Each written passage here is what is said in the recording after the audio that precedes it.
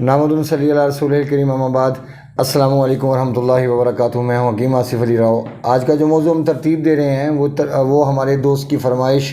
تھی کہ جو خشک سرد مزاج اور خشک گرم مزاج دونوں کو الگ الگ کر دیا جائے، اور اس میں نے کوشش کی کہ اپنی پہلی ویڈیو میں ایکسپلین کر پاؤں کہ خشک سرد مزاج کے اندر کیا کیا پرابلم پیدا ہوتے ہیں، کیونکہ وقت مختصر ہوتا ہے، اس لیے بات کرنا ممکن نہیں ہوتا ڈیٹیل کے ساتھ۔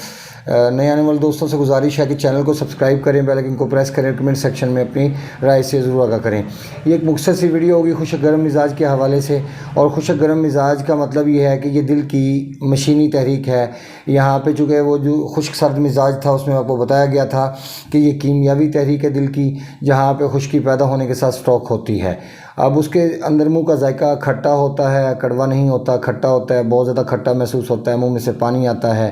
اور زبان کا کلر سفید ہو جاتا ہے۔ اسی طرح جو خشک گرم مزاج ہے، اس مزاج کے اندر چونکہ خشکی پیدا ہونے کے ساتھ ساتھ خارج ہوتی ہے، یہاں پہ سردی کی بجائے یہاں پہ 25% حرارت موجود ہوتی ہے خشکی کے ساتھ، اس لیے زبان کا کلر اکثر دیکھنے میں جو نظر آئے گا وہ سرخی مائل یا پنک نظر آئے گا، یا بہت کم ہلکا سفید ہوگا سینٹر میں سے، باقی منہ کا ذائقہ ہمیشہ کڑوا محسوس کریں گے، اور یہاں پہ بھی گھبراہٹ اور بے چینی کا احساس ضرور ہوگا، اور جو ٹائیفائڈ کے مسائل ہوتے ہیں وہ یہیں پہ پیدا ہوتے ہیں جب انسان کے منہ کا ذائقہ کڑوا ہونا شروع ہو جاتا ہے۔ اگر آپ ہیپاٹائٹس سی کی کنڈیشن دیکھیں تو اس میں بھی منہ کا ذائقہ کڑوا ہوتا ہے، تو وہ بھی اسی کیٹیگری میں انسان کھڑا ہے۔ اگر جسم کے اندر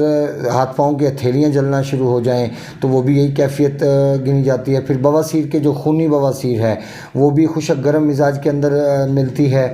جیسے میں نے آپ کو بتایا تھا کہ بادی بواسیر کا مزاج خشک سرد ہے، وہ کیمیاوی تحریک میں پیدا ہوتی ہے۔ اسی طرح جو خونی بواسیر ہے پائلز، یہ آپ کی پیدا ہوتی ہے خشک گرم مزاج کے اندر۔ اب یہاں پہ ڈسٹنس کیا ہوتا ہے کہ اگر خشک گرم مزاج ہے اور خشک سرد مزاج ہے، خشک سرد مزاج میں بہت کم ایسا ہوتا ہے کہ آپ کو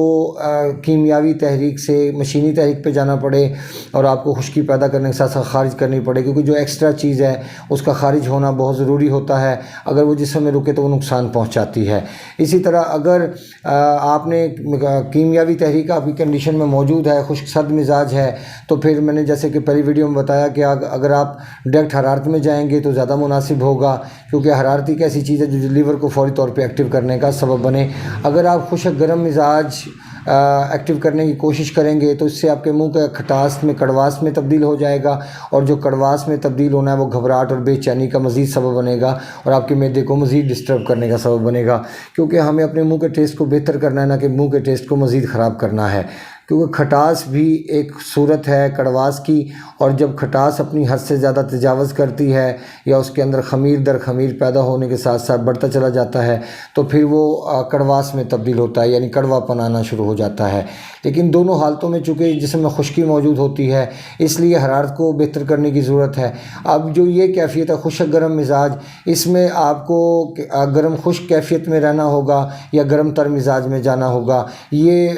ڈیسائیڈ کرنا ہوگا آپ کو پیشنٹ کی کنڈیشن کے حوالے سے، کہ اگر خشک گرم مزاج میں کوئی انسان تیزابیت محسوس کرتا ہے، جلن محسوس کرتا ہے، تو پھر آپ کو حرارت میں رہنا ہوگا۔ اگر انسان جلن محسوس نہیں کرتا، اس کی زبان کا کلر بھی پنک ہے اور منہ کا ذائقہ بھی کڑوا رہتا ہے اور پیٹ میں گیس بھی فیل ہوتی ہے، تو پھر ڈائریکٹ آپ کو گرم تر کیفیت میں جانا ہوگا، کیونکہ اگر آپ گرم تر کیفیت میں جائیں گے تو حرارت پیدا ہونے کے ساتھ ساتھ خارج ہونا شروع ہو جائے گی۔ اگر ہم گرم خشک جس کو گدی عضلاتی کہا جاتا ہے، جو حرارت کو پیدا کرنے کے ساتھ سٹروک کرتی ہے، اگر خشک گرم مزاج ہے تو پھر آپ ایسی کیفیت کا استعمال سوچ سمجھ کے کیجئے، کیونکہ جیسے ہی آپ حرارت کو پیدا کر کے سٹروک کرنے والی چیز کا استعمال کریں گے اور وہ رکنا شروع ہوگی تو وہ بھی جسم کے اندر خشکی کو بڑھانے کا سبب بن سکتی ہے، کیونکہ حرارت پہلے سے موجود ہے، اور کچھ ٹائم کے لیے اگر حرارت کو بہتر کیا جائے اور اس کے بعد آپ حرارت کو پیدا کرنے کے ساتھ خارج کریں، یعنی گرم تر مزاج میں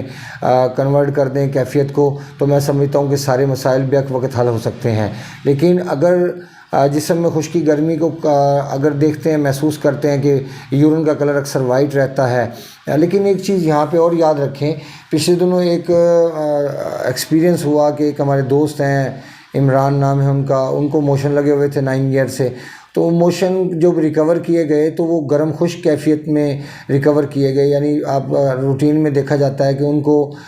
نظریہ مفرزہ کے حکیم ہوں یا دوسرے طب یونانی کے حکیم ہوں، وہ سب کے سب ان کو جو ریکمنڈیشن دے رہے تھے، کچھ سنگرانی سے متعلق ریکمنڈیشن دے رہے تھے کہ آپ کو سنگرانی ہے، خشک چیزوں کا استعمال کریں، جیسے کریلے ہیں، جیسے دار چینی ہے، تو اس سے ان کا طبیعت اور بگڑی۔ پھر بعض دوستوں نے کہا ان کے پیشاب کے کلر کو دیکھتے ہوئے کہ آپ کا مزاج گرم خشک ہے، لہٰذا آپ ٹھنڈی چیزوں کا استعمال کریں، لیکن جیسے ہی انہوں نے ٹھنڈی چیز کا استعمال کیا تو ان کی طبیعت اور بگڑی۔ تو جب ان کا ٹریٹمنٹ سٹارٹ کیا، ان کے لیور کے ایکٹیو کیا، ان کی بلاکیج کو ختم کیا، کیونکہ بعض وقت جو ہمارے پیشاب کا کلر ہوتا ہے وہ ہماری بلاکیج کی وجہ سے یا ہمارے اندر کی نقصانات کی وجہ سے وقتی طور پہ ایسی کنڈیشن میں نظر آتا ہے کہ جس میں ہمیں تکلیف کا سامنا کرنا پڑتا ہے، یعنی